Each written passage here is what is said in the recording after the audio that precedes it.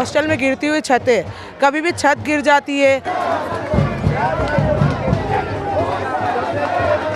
मोदी सरकार है, उसने उनकी जब से वो न्यू एजुकेशन पॉलिसी लाए हैं उसके तहत वो यूनिवर्सिटीज़ को प्राइवेटाइजेशन की तरफ धकेल रहे हैं। मैं हॉस्टल में रह रही हूँ तो हमारा पानी नहीं आता है। डेली 2 दिन से मैं नोटिस कर रही हूँ कि 1 बजे अराउंड पानी चला जाता है। तो ये जो बेसिक इश्यूज़ है, वाटर इश्यूज़ हो गए।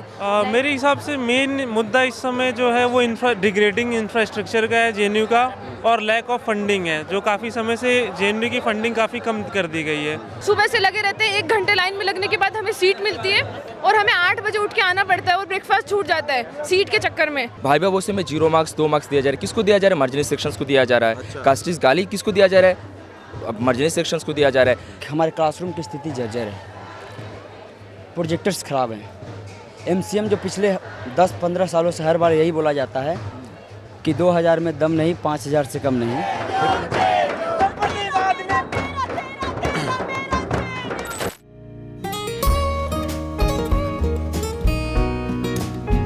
नमस्कार दोस्तों, स्वागत है आपका स्टेट मिरर पे। और इस वक्त हम मौजूद हैं जेएनयू में, क्योंकि यहाँ पे जो है इलेक्शन की वोटिंग हो चुकी है। और आप मेरे पीछे देख सकते हैं कि लेफ्ट विंग का शोर जो है, आप देख सकते हैं किस तरीके से जो है नारेबाजी हो रही है। और ऐसी नारेबाजी आपको सिर्फ और सिर्फ जेएनयू में ही देखने को मिलेगी। और अगर बात करें यहाँ तो नारे लग रहे हैं बस जय भीम के। विकास के नारे कहाँ हैं?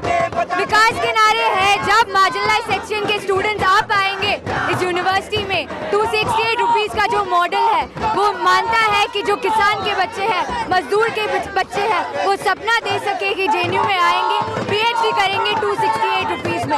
वही विकास का हमारा मुद्दा है। वही मुद्दा है कि जो हर एक तबके से जो लोग आते हैं वो ये सपना देख पाए कि पीएचडी ले सके 268 रुपीज़ में। आखिरी में मैं जानना चाहूँगा, LGBTQ के लिए आप लोग क्या कर रहे हैं? LGBTQ का जो जीएस कैश का मुद्दा है, ताकि जेंडर माइनॉरिटीज खुलेआम इस कैंपस में रह सके, उनको एजुकेशन मिल सके। जीएस कैश की लड़ाई अभी बाकी है। हम मूवमेंट खड़ा करेंगे। आईसी की चुनाव अभी हम लड़े हैं, जीते हैं, उसके बाद जीएस कैश की लड़ाई लड़े। जेएनयू में अगर आप देखोगे तो यहाँ की जर्जर दीवारें, जब से जेएनयू बना है तब से यहाँ पर कोई इंफ्रास्ट्रक्चर रिनोवेशन नहीं हुआ है। दूसरी चीज़ आप देखोगे कि हॉस्टल में गिरती हुई छतें, कभी भी छत गिर जाती है। अभी हमारे यहाँ पे नया बराक हॉस्टल बना है जिसके लिए 51 करोड़ समथिंग का फंड आया था।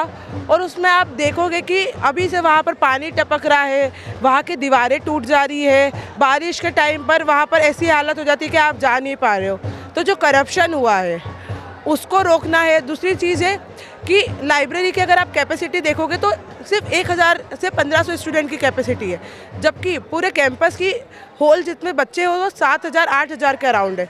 तो अगर लाइब्रेरी में, कैंपस के अंदर अगर लाइब्रेरी की व्यवस्था नहीं, जहाँ पर आपको स्टडी करनी होती है, अगर वही आपका सुधार नहीं हो पा रहा है तो फिर आप आगे क्या एक्सपेक्ट करोगे? फूड की क्वालिटी, अगर आप देखोगे कहीं भी फूड की क्वालिटी में भी, फूड में भी बहुत ज़्यादा करप्शन होता है। और 3-3, 4-4, 5, कभी-कभी 5-5 हज़ार का भी बिल आता है, उसमें भी कोई सुधार नहीं है। तो मैं यहाँ पर अभी ABVP को सपोर्ट कर रही हूँ, क्योंकि जो दूसरी तरफ का खेमा है, जो लेफ्ट खेमा है, वो हमेशा बात करने से, जब उनसे पूछे जाते कैंपस के मुद्दे, तो वो बात करते ईरान में क्या हो रहा है, मलेशिया में क्या हो रहा है, पैलेस्तीन में क्या हो रहा है। उनको इंटरनेशनल मुद्दों से फुर्सत मिलेगी जब जाकर वो जवाहरलाल नेहरू विश्वविद्यालय के बेसिक मुद्दों पर बात करेंगे। सबसे पहले जो इस कैंपस के लिए जो सबसे अहम मुद्दा था वो फंड कट का था कि हमने देखा है कि पिछले कुछ समय जो ऊपर मोदी सरकार है उसने उनकी जब से वो न्यू एजुकेशन पॉलिसी लाए हैं उसके तहत वो यूनिवर्सिटीज़ को प्राइवेटाइजेशन की तरफ धकेल रहे हैं। उसी के तहत हम देखते हैं कि जेएनयू का जो है लगातार फंड कट हो रहा है। तो पहली जो लड़ाई हम लड़ रहे हैं वो फंड कट के खिलाफ लड़ रहे हैं कि हम इस बात की लड़ाई लड़ रहे हैं कि जो सभी पब्लिक यूनिवर्सिटीज़ है और जेएनयू को फंड दिया जाए, ताकि जो बेसिक चीज़ें हैं कि चाहे आप देखेंगे क्लासरूम में जो सिटिंग कैपेसिटी से लेके आप फेंस तक आज अगर जेएनयू को नहीं मिल पा रहा है क्योंकि वो फंड कट हो रहा है। लाइब्रेरी में छात्रों को सीट नहीं मिल पा रही है। साइंस स्कूल में जाएंगे तो आप देखेंगे वहाँ इंस्ट्रूमेंट्स नहीं है। तो इसके जब स्ट्रक्चरल में जाएंगे, इसके स्ट्रक्चर में ऐसा क्यों हो रहा है, तो स्ट्रक्चरल इशू है फंड कट। तो जो पहली लड़ाई वो फंड कट के खिलाफ, और दूसरी अगर मैं आऊँ तो कि इस कैंपस हमेशा से एक सेफ़ और डेमोक्रेटिक स्पेस के तौर पे जाना जाता है, लेकिन हमने देखा कि पिछले कुछ समय में जो अलग अलग अलग स्कूल्स में जब जनरल बॉडी मीटिंग्स होती हैं तो किस तरह से जो अखिल भारतीय वायलेंस परिषद ही बोलना चाहूँगा कि उस AVP नाम का जो संगठन है उसने किस तरह छात्रों के साथ मारपीट की और उनको कास्टिस्ट स्लर से लेके मिसोजिनिस्ट स्लर तक बोले गए। तो एक दूसरी लड़ाई इस कैंपस को सेफ एक स्पेस के तौर पे बचा के रखने की है, जिसकी हम लड़ाई लड़ रहे हैं मजबूती से। तीसरा, इस कैंपस का एक लेगेसी रहा है कि लेफ़्ट की लेगेसी कि इस कैंपस में अगर आज भी मार्जिनलाइज सेक्शन से स्टूडेंट आकर पढ़ने का सपना देख सकते हैं तो क्योंकि यहाँ के जो फ़ीस है वो 268 रुपये है, और हम इसमें प्राइड के साथ कहते हैं कि इसी वजह से है क्योंकि यहाँ हमेशा से एक मजबूत यूनियन रहा है, एक लेफ़्ट लेड यूनियन रहा है जिसने इस चीज़ को इंश्योर किया है। हरियाणा से जो है अपने दलित समुदाय से आती हूँ, बहुजन समाज से आती हूँ, और यहाँ पर जो मुद्दा रहा जिसके लिए मैं ट्रिपल काउंसलर के लिए कंटेस्ट की, जब यहाँ पे हम देखते हैं कि एक तो बीजेपी और आरएसएस के अभी जो मनुवाद और ब्राह्मणवाद की जो विचारधारा है उसमें दलितों पे अत्याचार चलता रहता है। ब्राह्मणवाद की क्या विचारधारा है?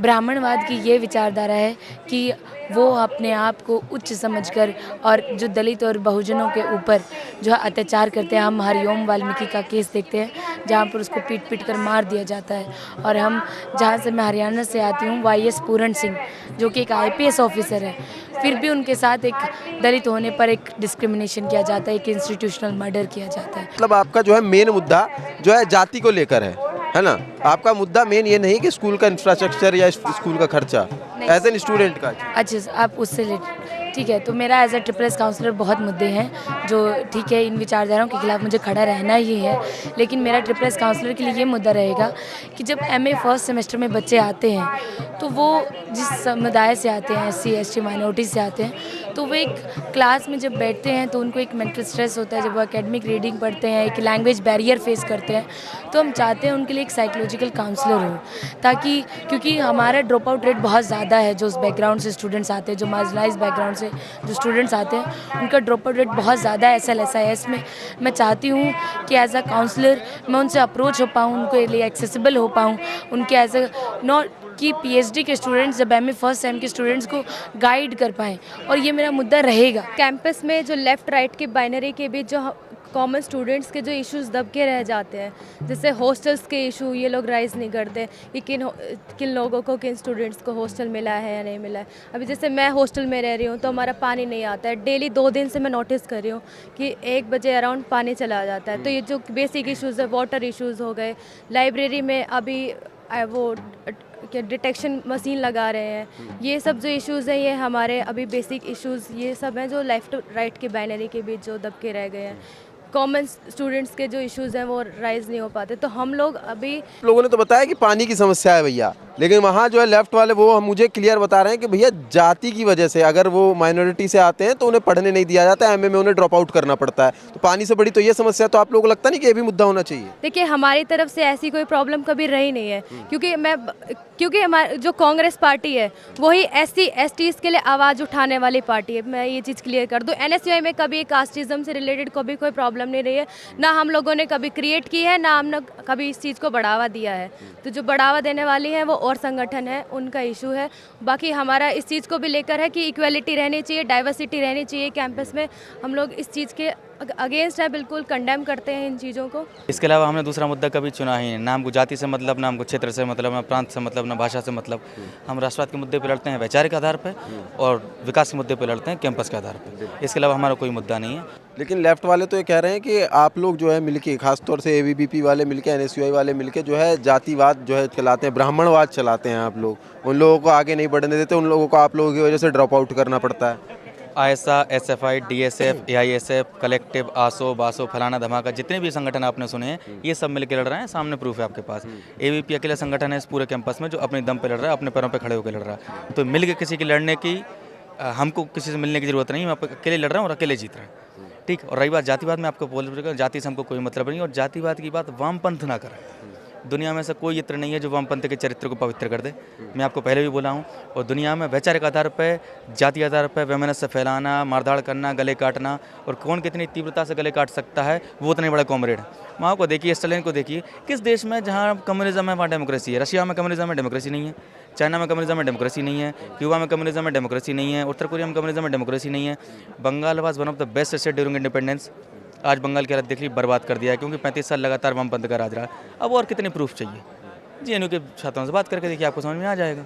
और बात करें अगर लेफ़्ट की, तो लेफ़्ट विंग में जब मैं अभी गया था बातचीत करने के लिए, तो वो लोग कह रहे हैं कि एबीवीपी खास तौर से जो है जाति की राजनीति करती है, ब्राह्मणवाद फैलाती है, और अगर ये लोग रहेंगे तो इनकी वजह से जो है आने वाले स्टूडेंट्स भी ड्रॉप आउट ले लेते हैं। यही फर्जी वामपंथी संगठन होते हैं जो हर बार अपर कास्ट को अपने ऑर्गेनाइजेशन में स्पेस देते हैं, वेयर देते किक आउट। वो लात मारकर, चाहे वो मुस्लिम भाई हों या फिर चाहे वो किसी अंडर प्रिविलेज क्लासेस से आते हैं, उनको किक आउट करके सिर्फ टोकनिज्म के लिए अपने ऑर्गेनाइजेशन में रखते हैं। आपने देखा होगा पिछले कई सालों में किस तरीके से ये सिर्फ एक पर्टिकुलर कास्टिस्ट राजनीति करते आए हैं। वेरएज ये भी विद्यार्थी परिषद में आप देखेंगे तो इंक्लूसिव पॉलिटिक्स होती है, सभी लोग साथ आकर एक्टिविज़म करते हैं।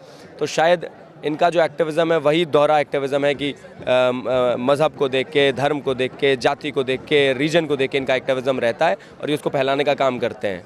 और अगर अब बात करें कि बहुजन जो है संगठन की, तो उन्होंने एक जो है तस्वीर बनाई है यहाँ पे, जिसमें एक महिला के जो है ब्रेस्ट काट दिए गए हैं और उस पे कहते हैं कि ये ब्रेस्ट टैक्स लगता था पहले बहुजनों पे। तो आपको क्या लगता है कि ये जो तस्वीर बनाना, महिला का चित्रण करना दीवार पे एक रूप में, तो ये सही है या गलत है? एबीवीपी की नज़र से आप कैसे देखते हैं? बिल्कुल, ये सभी को ध्यान देना होगा कि यही वामपंथी संगठन होते हैं जो मारी झापी में दलितों का नरसंहार करते हैं। उनके मसीहा तो बनते हैं, लेकिन 1909 मारी झापी में उनका नरसंहार करते हैं। आप देखिए कितने तमाम ऐसे दंगे होते हैं, चाहे वो कोलकाता में हो, चाहे बंगाल में हो। अभी रिसेंटली हमने मुर्शिदाबाद में देखा किस तरीके से वामपंथी संगठन उसको शील्ड भी करते हैं। तो शायद कहीं ना कहीं इन्हीं वामपंथी संगठनों के द्वारा ऐसे अंडर प्रिविलेज्ड वॉइसेस को दबाया जाता है। ना सिर्फ दबाया जाता है, बल्कि इन खूनी ढबलियों के नीचे, इसी दंतेवाड़ा में, इसी बस्तर में, उसी रीजन्स में उन जनजातियों को भी नक्सलियों की गोलियों के नीचे भूना जाता है, मारा जाता है।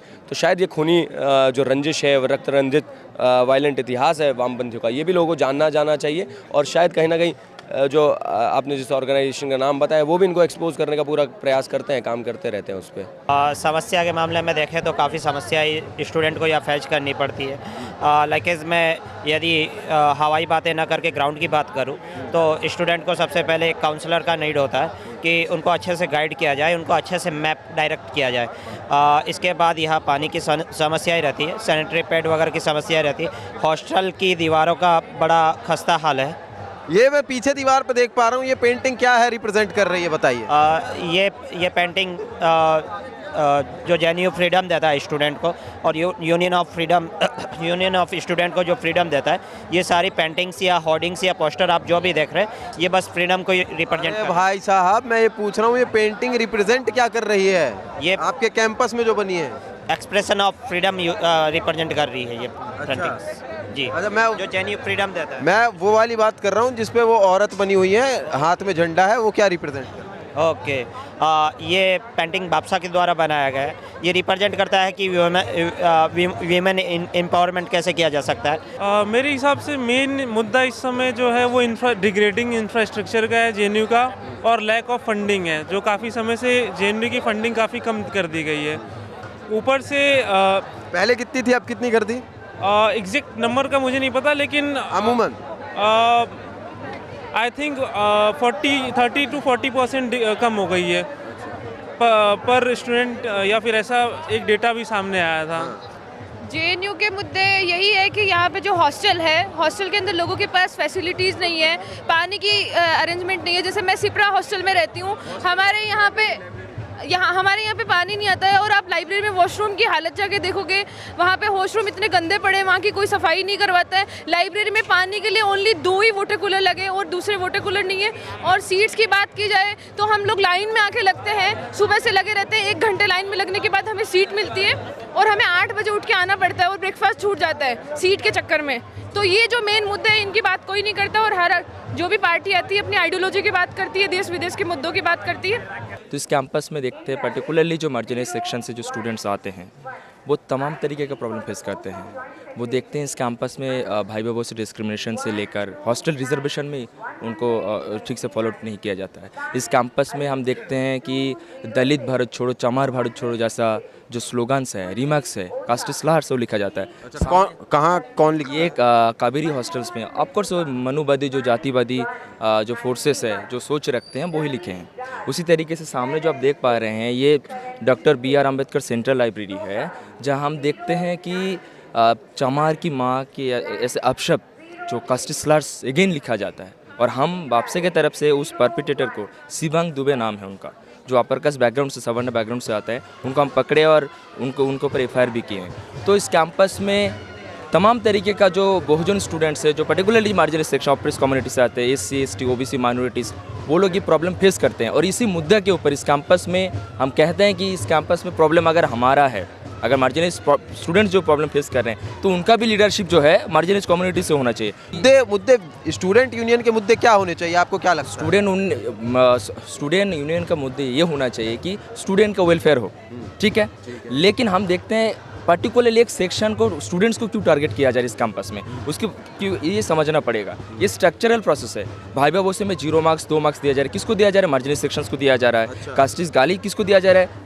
अब मार्जिनल सेक्शंस को दिया जा रहा है। लेकिन जो लेफ्ट है और अच्छा, राइट तो इसीलिए जो मैं यहाँ पे नारे सुन पा रहा हूँ, इसमें बस जय भीम जय श्री राम या और कोई नारे नहीं लग रहे हैं, क्या यही एक रीज़न है? हाँ, ऑफ कोर्स। आप देखिए इस कैंपस में जय भीम जो नारा है 2014 से पहले एक गाली था, आज वो असर्शन बन गया है। पहले बाबा साहेब को ये लोग कहते थे कि बुर्जुइस्ट कहते थे, लेकिन आज आप देखते हैं कि बाबा साहेब का नाम बिना इनके पॉलिटिक्स से नहीं चल रहा है, तो ये अप्रोप्रिएट करने की कोशिश कर रहे हैं। तो बाप से इस कैंपस में बहुजन स्टूडेंट्स का जो डिस्कोर्स है कि हम ये कहते हैं कि वोट हमारा राज तुम्हारा नहीं चलेगा, नहीं चलेगा। हम कहते हैं कि वोट हमारा राज हमारे ही चलेगा, ही चलेगा। अगर हमारा वोट से लेके ये लोग राजनीति कर रहे हैं, लेकिन प्रॉब्लम तो सॉल्व नहीं कर रहे हैं। तो ये तमाम ये जो मुद्दा है इस कैंपस में, लेफ्ट और राइट, वो जो स्टूडेंट्स का जो मुद्दा है, मार्जिनल सेक्शंस का जो मुद्दा है, उसको कभी सॉल्व नहीं किया है। सबसे पहले हम लोग न्यू एजुकेशन पॉलिसी के थ्रू हम लोग का एडमिशन हुआ है। तो पहला मुद्दा था न्यू एजुकेशन पॉलिसी, जहाँ बच्चों को ऑप्शनल के नाम पे बहुत सारी चीज़ को थोपा जा रहा है। दूसरा स्टूडेंट मुद्दा, लाइक हमारे क्लासरूम की स्थिति जर्जर है, प्रोजेक्टर्स ख़राब हैं। MCM जो पिछले 10-15 सालों से हर बार यही बोला जाता है कि 2000 में दम नहीं, 5000 से कम नहीं, लेकिन अभी तक उसका कुछ, अब उसको छोड़िए, वो 2000 भी अभी टाइम पे नहीं आ रहे हैं। ये जो हमारे मुद्दे 2000 भी टाइम पे नहीं आ रहे हैं। और दूसरा, आज यहाँ से हज़ारों किलोमीटर दूर की बात हर बार होती है कैंपस में जो है। आप अभी सुन रहे होंगे कि रिवर टू सी फिलिस्तीन विल बी फ्री, लेकिन यहाँ से हज़ारों किलोमीटर दूर की तमाम मुद्दे परेशानियाँ हमारे लेफ़्ट वालों को दिखती है। लेकिन वही जब मुद्दे पहलगाम अटैक होते हैं, तो ये लेफ़्ट जो है कम्युनिज़म के जो लाल चोला पहन के बैठे हुए हैं, इनसे एक पर्चा तक नहीं निकल पाता है, क्योंकि इनकी ह्यूमैनिटी यहाँ से हज़ारों किलोमीटर दूर हो रहे लड़ाई, रशिया यूक्रेन हो, फिलिस्तीन गाजा हमास वार हो, इजराइल वार हो, लेकिन यही जब अपने देश में कोई कांड होती है तो उन पे इनके मुंह बंद हो जाती है। इनकी ह्यूमैनिटी उस बस्ते में चल जाता है, शायद उनके प्रोपेगेंडा से ये मैच नहीं करता है। तो इस बार JNU में जो भी इलेक्शन हुए हैं, यहाँ इलेक्शन में स्टूडेंट उस मुद्दे पर बात किया जो जेन्युइन हो, जो स्टूडेंट वेलफेयर की मुद्दे हो। आज पिछले 6-7 सालों से JNU में पहले रेलवे काउंटर होता था, जिसमें JNU के स्टूडेंट को 25% छूट मिलते थे टिकट को रिजर्वेशन के लिए, वो बंद पड़ा हुआ था। मैं लास्ट ईयर जब अखिल भारतीय विद्यार्थी परिषद के एक जॉइंट सेक्रेटरी जीत के आया, तो उन्होंने उस रिजर्वेशन काउंटर को फिर से शुरू कराया, जिससे कि स्टूडेंट को डायरेक्ट लाभ मिल सके। तो इस बार जहाँ तक मुझे लगा, स्टूडेंट वेलफेयर के मुद्दे पर बात किया गया है। स्टूडेंट के जो जिससे डायरेक्ट परेशानियाँ हैं, हॉस्टल की स्थिति है, मेस की स्थिति है, MCM है, स्कॉलरशिप्स है, रिसर्च फील्ड में जो हमारे PhD स्कॉलर्स हैं उनके नेट JRF टाइम पे नहीं आते। इन तमाम मुद्दों पे आपने देखा होगा प्रेसिडेंशियल डिबेट जो होते हैं, उसमें भी इन मुद्दों पे बात हुई है। तो इसी मुद्दे पर जहाँ तक मुझे लगा है, स्टूडेंट ने वोट किया है। अब की बार हम जिन मुद्दों के साथ गए थे वो मेनली फेलोशिप रिलेटेड थे। हम बच्चों के बीच में जो लेफ़्ट की जो हिपोक्रेसी है उसको उजागर करने गए थे। किस तरह से इस कैंपस में कास्ट और रिलीजियस इंटॉलरेंस बढ़ रहा है उनको लेकर गए थे। फेलोशिप्स NFS को लेकर हम लोग गए थे। ये सारे हमारे प्राइमरी मुद्दे थे। और PWD स्टूडेंट्स को जो परेशानी झेलनी पड़ती है, उनके टेक्टाइल पाथ्स को लेकर उनको भी हमने इंक्लूड किया था अपने मैनिफेस्टो में। ये सारे प्राइमरी मुद्दे थे जिनको लेकर हम इलेक्शन में गए थे। जैसे ही इलेक्शन के रिजल्ट आए और वैसे ही यहाँ पे जो है लड़ाई झगड़ा शुरू हो गया, यानी कि JNU में, जहाँ पे जो है जानते हैं बाहर जो JNU की इमेज है कि यहाँ पे जो है समझदार और सहज जो है लोग रहते हैं, जो कि अपने ज्ञान के लिए खास तौर से जाने जाते हैं। लेकिन आज हमें वहीं पे इलेक्शन के दौरान यहाँ पे मारपीट देखने को मिली और कई तो महिलाओं पे भी जो है हाथापाई हुई। और आप मेरे पीछे देख सकते हैं किस तरीके से जो पूरी ये लेफ्ट विंग है और उस साइड जो आप देख पा रहे हैं कैमरे के, और ये जो लाइन बनी है वो है राइट विंग, और इन दोनों के बीच में ही आपस में जो है हाथापाई हो गई थी। और हाथापाई इतनी ज़्यादा बढ़ गई थी कि एक इंसानी दीवार यानी कि सिक्योरिटी गार्ड्स ने हाथों से एक दीवार बना लिया और लेफ्ट और राइट विंग दोनों को जो है अलग अलग कर दिया है। तो चलिए अब लोगों से जानते हैं कि आखिरकार असली वजह क्या थी यहाँ की जो है हाथापाई हुई थी। यहाँ पे हाथापाई उसमें महिलाओं को भी जो है चोट लगी। मैं यहाँ नहीं थी। आप बताइए। इनसे बात करिए। अच्छा, आप लोग थे यहाँ पे हाथापाई के दौरान? हाँ हम लोग थे इधर। अच्छा, तो किस वजह से जो है कहें कि अमूमन वजह क्या थी जो है लड़ाई की? बेसिकली अभी जो सिचुएशन है, अब ABVP का जो जनरल सेक्रेटरी कैंडिडेट है राजेश वर्धन दुबे, वो इतने टाइम से लीड में था, अब वो हार रहा है। ये लोग गुस्से में आके हाथापाई करने का कोशिश कर रहा है। तो बात करूं अगर महिलाओं को पे भी जो है हाथापाई हुई है? हाँ, इधर ये लोग खींचतानी कर रहा था, एक दूसरे को पकड़ के खींच के मारने का कोशिश कर रहा था, तो महिला को भी चोट पहुंचाने का कोशिश किया। बट यहाँ पे हम लोग देख रहे हैं कि पास में आप लोग देखते हैं कि महिलाएं चेन लगा के, ह्यूमन चेन बना के, जो लेफ्ट का जो लोग हैं, जो लेफ्ट और प्रोग्रेसिव स्टूडेंट्स हैं, उन लोग को बचाने के लिए एक साथ एक ह्यूमन चेन बना के वो जो हाथापाई है उसको रोकने का कोशिश किया।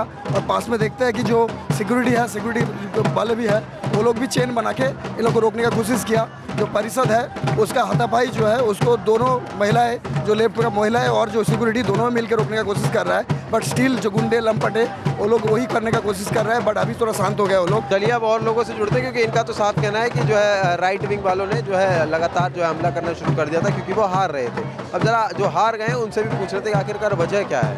तो चलिए सीधा उनसे पहले वजह जानते हैं कि आखिरकार वजह क्या रही है कि जो है मामला जो है इतना ज़्यादा गंभीर हुआ। यहाँ पे जो हाथापाई हुई उसमें जो है महिलाओं पे भी जो है हमला किया गया?